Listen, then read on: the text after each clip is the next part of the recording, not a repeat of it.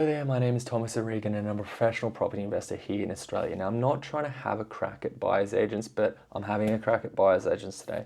Basically, there's a lot of buyer's agents that have come into the industry recently. And just to put it into context, into 2015, there was probably a couple handfuls of buyer's agents, maybe a dozen, and today there is 5,000. Now, that is insane. For an industry, that is crazy growth. Okay, so what's going to happen with this is the industry itself is going to completely change. I guess there's going to be more investor activity within Australia because of this new service that has exploded. And basically, it's going to mean there is going to be a lot of bad buyers agents and only a few good ones. Now, what to look out for when you're picking a buyer's agent? So basically, what a buyer's agent really should be is a professional investor or an investment advisor, and they should demonstrate their skill and ability to help you through their own journey of what they've done. So if you're speaking to a buyer's agent and they don't have any investment properties, there's a very low chance that they're going to be able to help you get to wherever you want to go through investment portfolios. Maybe they can fluke it, maybe they can't, but there's a higher likelihood that they're just going to lead you down this path that they have no idea where it ends up, and you are going to be an experiment for them. You do not want that.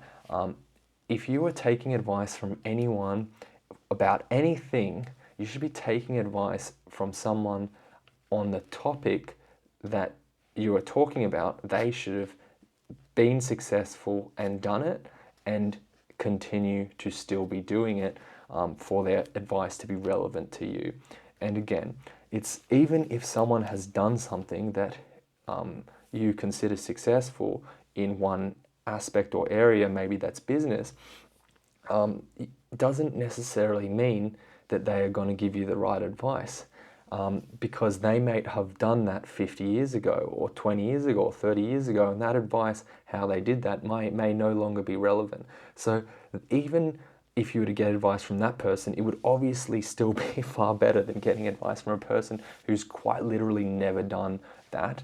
But I guess what I'm saying is the best person to get your advice from, if you're looking to achieve something, is the person who has recently done and achieved what you were trying to do, and they are continuing to do and achieve what you were trying to do in the way that you were going to want to try and do it. And that last part of what I said, basically what I mean there is maybe you're on an income, maybe it's $100,000. So you don't want to get advice from someone that was once on $100,000 and built a property portfolio that was quite small, and then they increased their income to $1 million and now their property is quite big. You don't want to try and, if they're giving you advice, then and you in your plan you don't want to take your income from $100,000 to $1 million, then they're going to give you the wrong advice.